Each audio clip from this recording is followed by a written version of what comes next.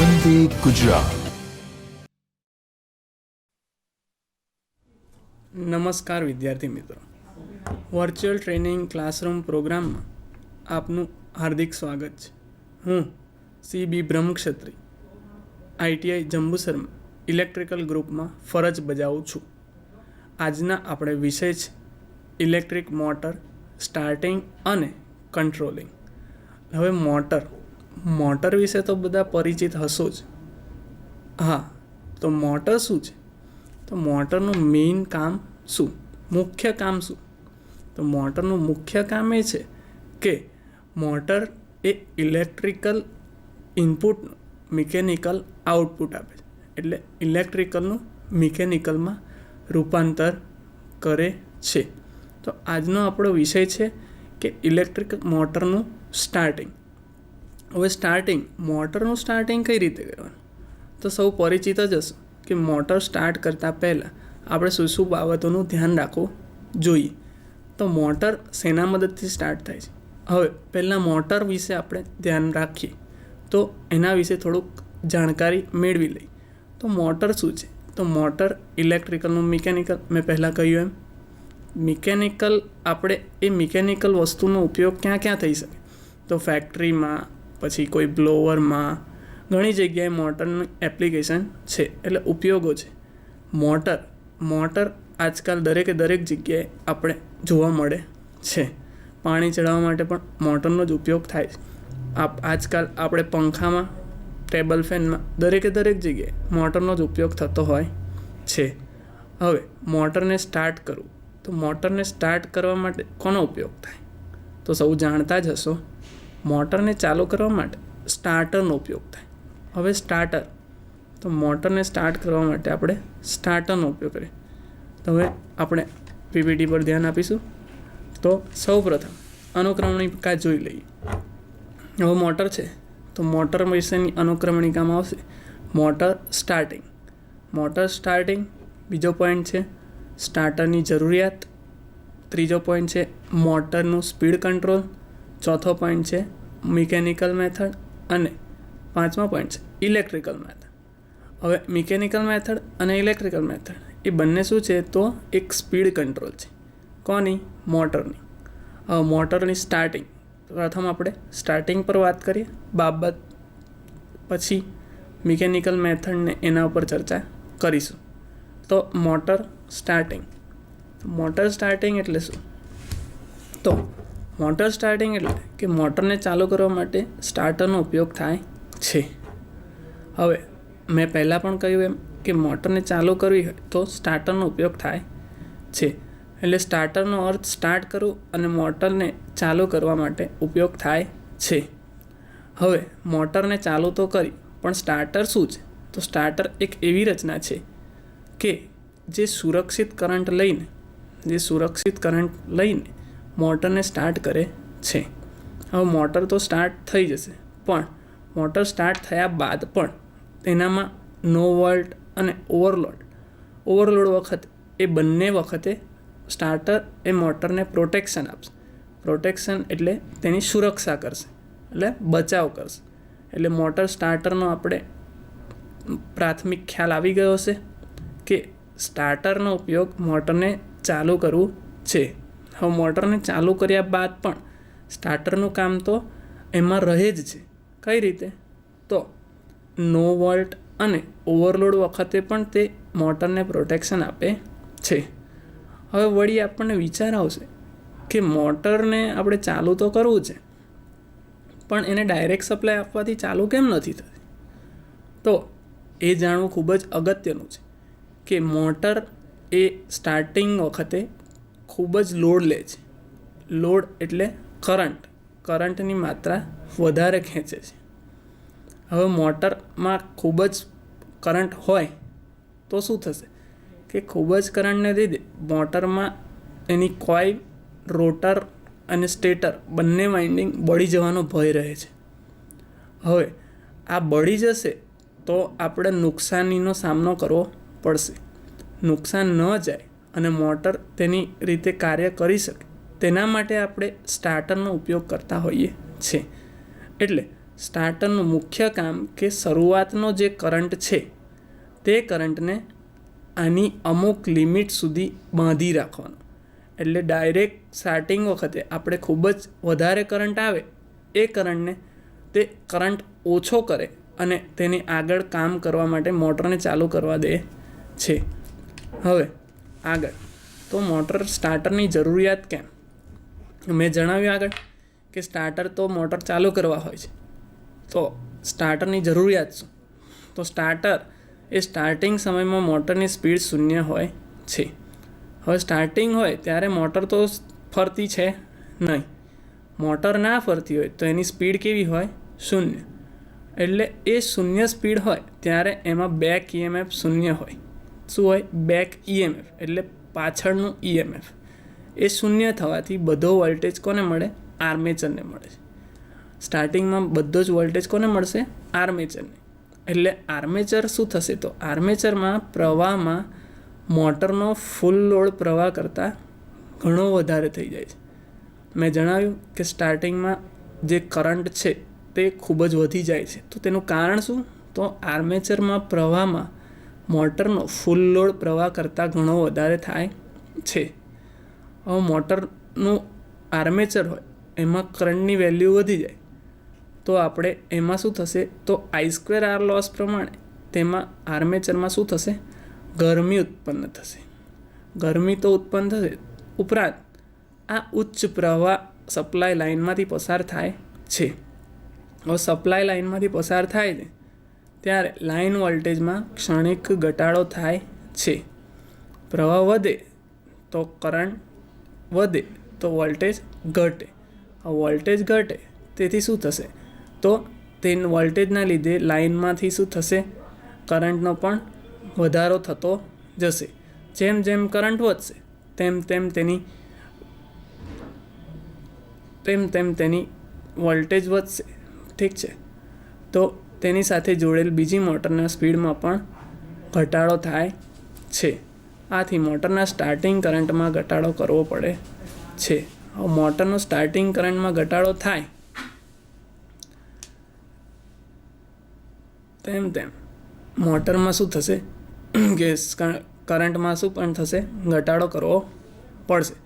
હવે જેમ જેમ કરંટમાં ઘટાડો થશે તેમ એ એની સ્પીડ ધીમે ધીમે ઇન્ક્રીઝ કરશે અને જે સ્ટાર્ટિંગનો જે કરંટ છે તેમાં પણ આપણે ઘટાડો થઈને આગળ આપણે મોટર સ્ટાર્ટ કરી શકીશું. હવે સ્ટાર્ટર અલગ અલગ પ્રકારના હોય કે જેમ સ્ટાર્ટર અલગ અલગ હોય કે DOL starter, star delta starter, auto transformer starter. હવે સ્ટાર્ટર વિશે માહિતી મેળવીશું કે મોટરની સાઇઝ મુજબ સ્ટાર્ટરને સિલેક્ટ કરવામાં આવે છે. હવે જુદી જુદી મોટર હોય તેમ જુદી જુદી સ્ટાર્ટરનો ઉપયોગ કરવામાં આવે છે. હવે મોટરની સાઇઝ શેમાં માપવામાં આવે છે? તો HPમાં માપવામાં આવે છે, હોર્સ પાવરમાં. એટલે મોટરને આપણે શેમાં માપીએ છીએ? હોર્સ પાવરમાં. હવે 5 HP સુધી મોટર હોય તો તેના માટે DOL સ્ટાર્ટરનો ઉપયોગ કરવામાં આવે છે. એટલે 5 HP સુધી મોટર હોય ત્યાં DOL એટલે ડાયરેક્ટ ઓનલાઈન સ્ટાર્ટરનો ઉપયોગ કરવામાં આવે છે. 5 HPથી 10 HP સુધી હોય ત્યારે સ્ટાર ડેલ્ટા સ્ટાર્ટરનો ઉપયોગ થાય છે. 5 HPથી 10 HP માટે કયો ઉપયોગ થશે? સ્ટાર અને ડેલ્ટા સ્ટાર્ટરનો ઉપયોગ થાય છે. 15 HPથી વધુ ઓટો ટ્રાન્સફોર્મર સ્ટાર્ટરનો ઉપયોગ થાય છે. હવે મોટરની સાઇઝ 15 HPથી વધુ હોય ત્યારે ઓટો ટ્રાન્સફોર્મર સ્ટાર્ટરનો ઉપયોગ થાય છે. એટલે આપણે સ્ટાર્ટર અલગ અલગ પ્રકારના હોઈ શકે છે. જેમ જેમ તેની મોટરની કેપેસિટીમાં વધારો થાય છે તેમ સ્ટાર્ટર પણ અલગ અલગ વાપરવા પડે છે. ધારો કે 5 HPની મોટર છે તો આપણે તેના માટે DOL સ્ટાર્ટરનો ઉપયોગ કરીએ છે. હવે DOL એટલે ડાયરેક્ટ ઓનલાઈન સ્ટાર્ટર. આ નાની સાઇઝની મોટર હોવાથી તેના માટે આપણે DOL સ્ટાર્ટરનો ઉપયોગ કરીએ છીએ. તો DOL સ્ટાર્ટર ક્યાં ક્યાં વાપરવામાં આવે? તો લેબોરેટરી, ધારો કે આપણે કોઈ કોલેજ છે, એન્જિનિયરિંગ કોલેજ છે, ત્યાં મોટર પર પ્રેક્ટિકલ કરવાના હોય ત્યાં 5 HPથી ઓછી સાઇઝની મોટર હશે ત્યાં ડાયરેક્ટ ઓનલાઈન સ્ટાર્ટર જોવા મળશે. હવે 5થી 10 HPની મોટર હોય ત્યાં પણ આપણને સ્ટાર ડેલ્ટા સ્ટાર્ટરનો ઉપયોગ કરવામાં આવશે. તે પણ જોવા મળે છે. ઘણી ખરી કોલેજમાં આવી મોટી કેપેસિટીવાળી મોટર પર પ્રેક્ટિકલો થતા હોય છે. તેમજ ફેક્ટરીઓ, ઇન્ડસ્ટ્રીઝ વગેરેમાં બ્લોવર માટે, બેલ્ટ માટે, અલગ અલગ એપ્લિકેશન માટે મોટી સાઇઝની મોટરનો ઉપયોગ કરવામાં આવતો હોય છે. હવે ખૂબ જ મોટી પ્રમાણમાં મોટું યુનિટ હોય ફેક્ટરીનું, ત્યાં 15 HP કરતાં વધારે HPની મોટરોનો ઉપયોગ થતો હોય છે. ત્યાં ઓટો ટ્રાન્સફોર્મર સ્ટાર્ટરનો ઉપયોગ કરવામાં આવે છે. હવે મોટરનું સ્પીડ કંટ્રોલ. હવે મોટર શું હોય તો એકદમ ફરતો ભાગ છે. મોટર એટલે રોટેટિંગ મોટર, બરાબર. તો મોટરમાં શું હોય, એક રોટર હોય અને એક સ્ટેટર હોય. હવે રોટરને આપણે કહીએ ફિલ્ડ અને રોટરને શું કહીશું કે આર્મેચર, અને સ્ટેટરને કહીએ ફિલ્ડ. હવે સ્ટેટરને ફિલ્ડ કહીશું તો એ ફિલ્ડ ક્યાં હશે, તો મોટરમાં જે ફરતો ભાગ ના હોય તેને કહીશું આપણે ફિલ્ડ.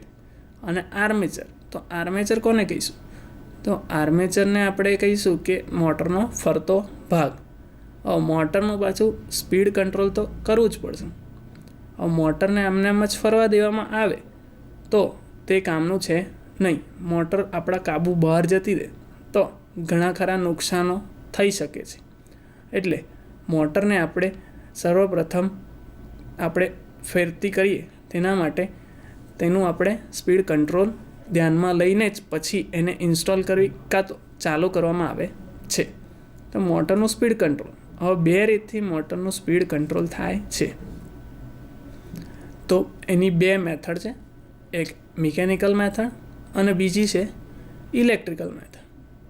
મિકેનિકલ મેથડમાં આપણે ધ્યાનમાં લઈએ તો 2 રીતનો ઉપયોગ કરીને મિકેનિકલી રીતે મોટરનો સ્પીડ કંટ્રોલ કરવામાં આવે છે. આ 2 રીત કઈ છે, તો એક પુલીનો ઉપયોગ કરીને અને બીજો ગિયરનો ઉપયોગ કરીને. હવે ગિયરનો ઉપયોગ અને પુલીનો ઉપયોગ એ મિકેનિકલ સાઈડ છે. એટલે આપણે મોટરના ફરતા ભાગથી બહાર ખેંચેલો શાફ્ટ હોય. હવે શાફ્ટ હોય તો શાફ્ટને આપણે બહાર ફેરવીએ, જેમ આપણે આ PPTમાં દર્શાવેલ છે કે પુલીનો ઉપયોગ કરીને સ્પીડનો કંટ્રોલ કરો. હવે આકૃતિ છે તેમાં લખેલું છે કે ડ્રાઈવર પુલી અને ડ્રીવન પુલી. તો એનો મતલબ શું કે જે મોટરની સાથે લાગેલી પુલી હોય તેને આપણે ડ્રાઈવર પુલી કહેવાય. જે શાફ્ટ છે એને કોની જોડે જોડેલો હશે, તો મોટર જોડે જોડેલો હશે. અને બીજી મશીન સાથે લાગેલી પુલી હોય એને શું કહેવાય, ડ્રીવન પુલી. એ ડ્રાઈવર પુલી અને બીજું છે ડ્રીવન પુલી. હવે એ મોટરની પુલી છે એને બેલ્ટ સાથે એકબીજા સાથે કનેક્ટ કરવામાં આવી છે, એટલે જોડવામાં આવી છે. હવે આપણી ડ્રાઈવર પુલીના આરપીએમનો મતલબ રિવોલ્યુશન પર મિનિટ, એટલે 1 મિનિટમાં તે 1600 વખત ગોળ ફરે છે. આપણે ડ્રીવન પુલીને બેલ્ટની મદદથી, બેલ્ટ એટલે પટ્ટાની મદદથી ડ્રીવન પુલી સાથે જોડેલી છે.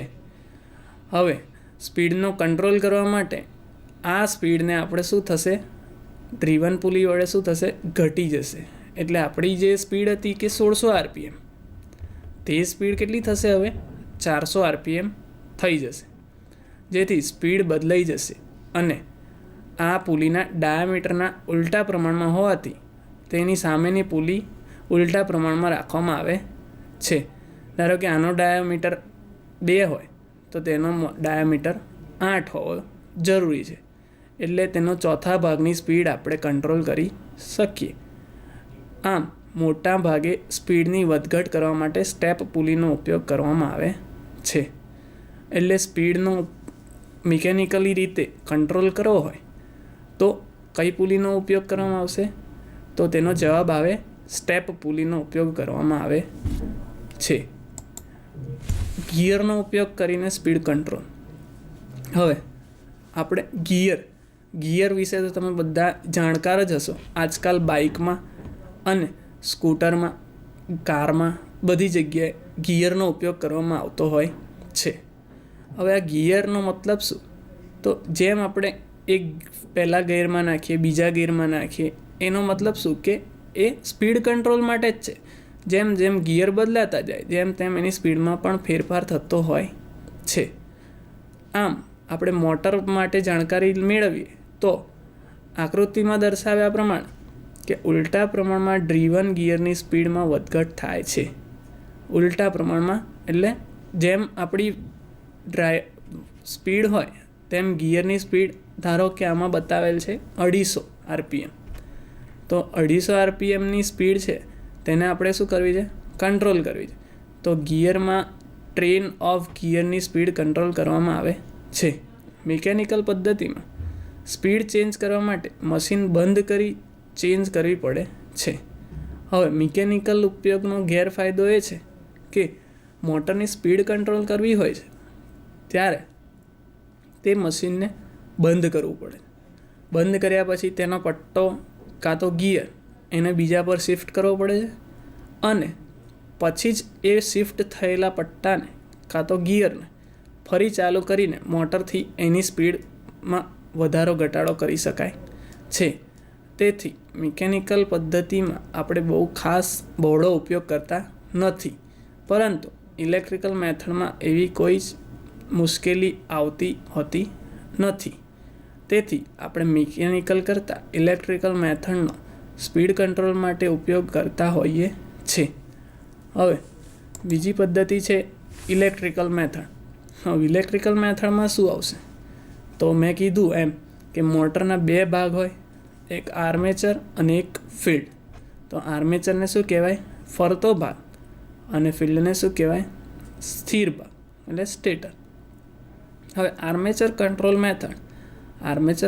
મેથડમાં આપણે આકૃતિમાં જેમ દર્શાવેલ છે તે રીતે એને જોઈતી કેપેસિટીવાળો, એટલે આપણે જેટલી કેપેસિટીમાં એને કંટ્રોલ કરવો છે તેવી જ રીતે વેરિયેબલ રેઝિસ્ટન્સ આર્મેચરની સિરીઝમાં જોડવામાં આવે છે. હવે આર્મેચરની સિરીઝમાં જોડો એનો મતલબ શું થશે કે એનાથી આપણે સ્પીડ કંટ્રોલ કરી શકીએ છે.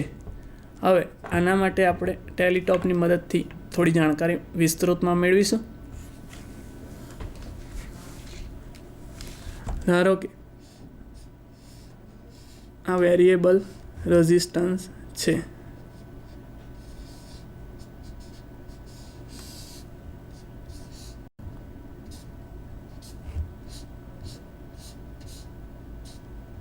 અહીંયાથી આપણે આપ્યો સપ્લાય, બરાબર, અને આપણે કહીએ વેરિયેબલ રેઝિસ્ટર. ઠીક છે, આને કહીએ આપણું આર્મેચર.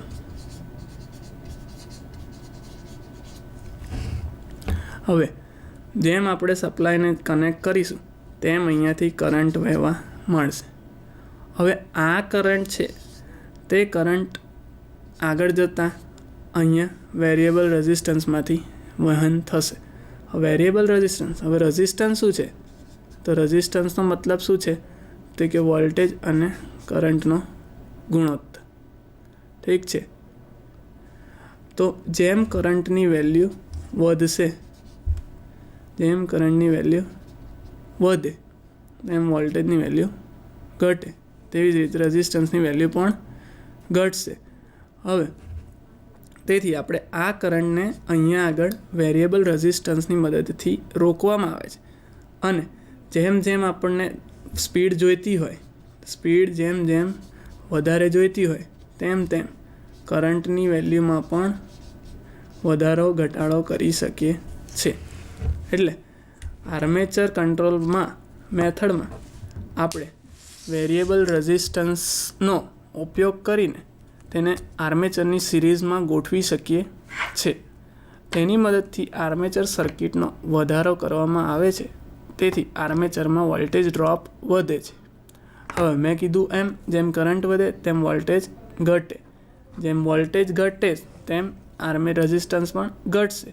હવે વોલ્ટેજ ડ્રોપ કઈ રીતે મળે? તો કે I/R.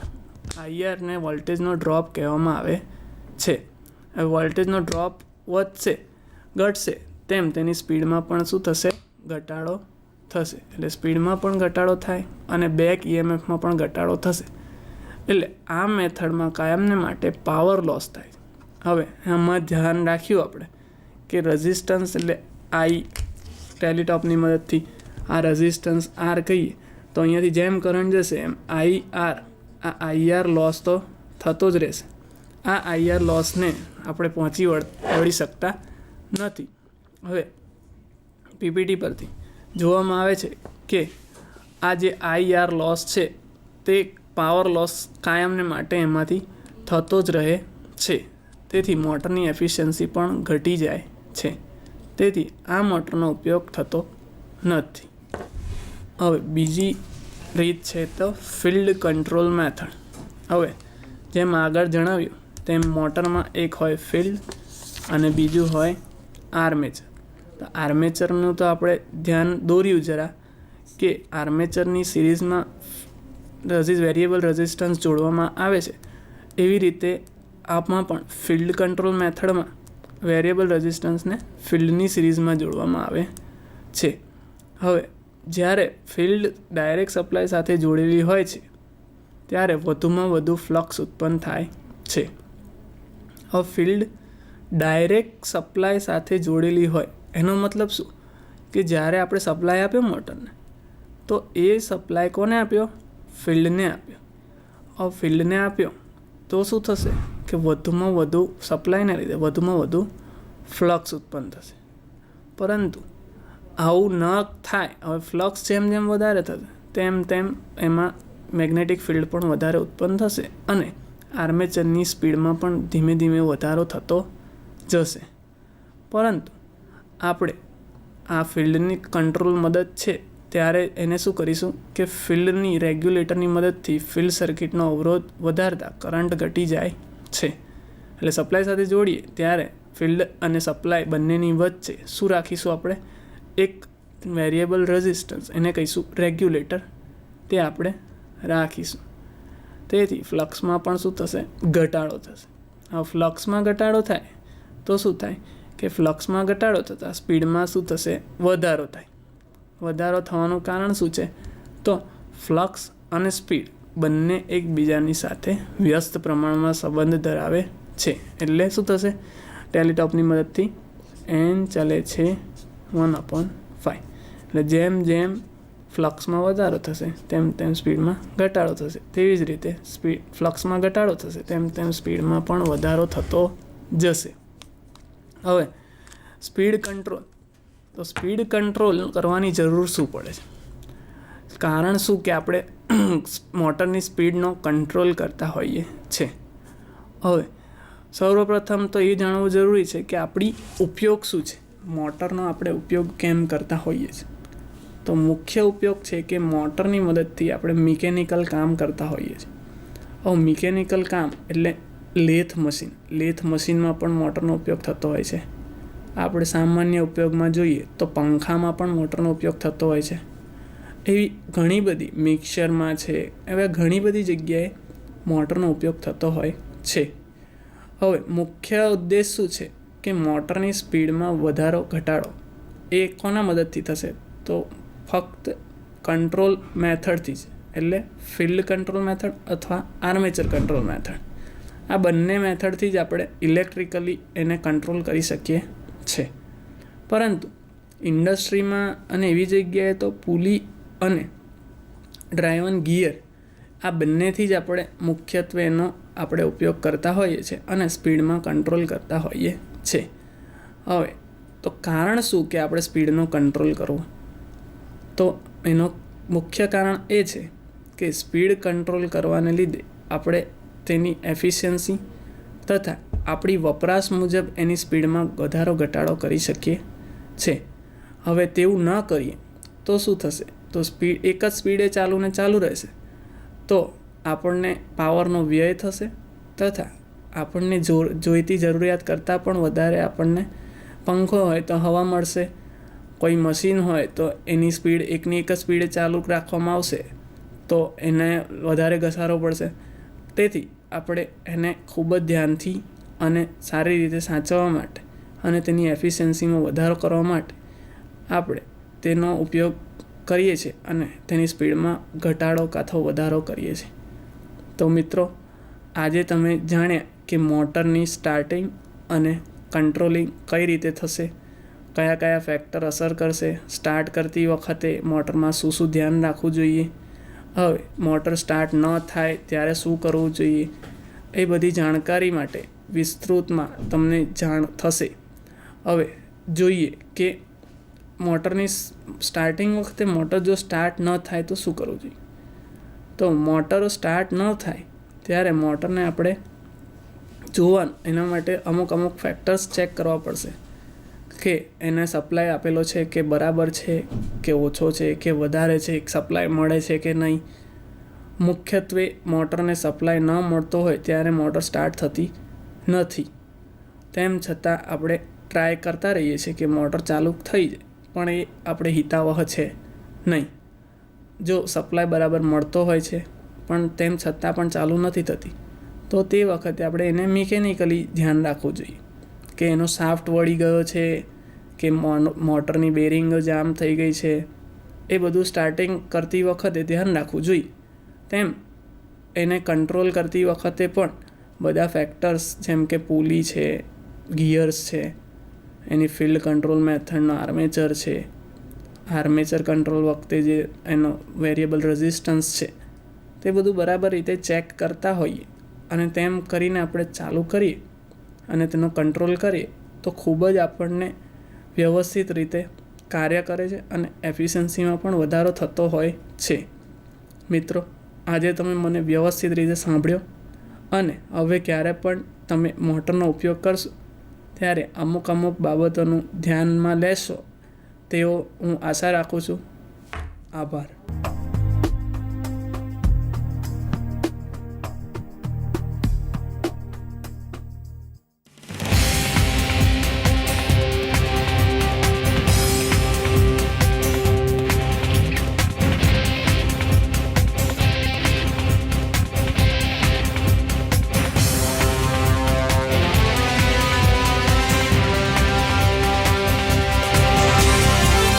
વંદે ગુજરાત.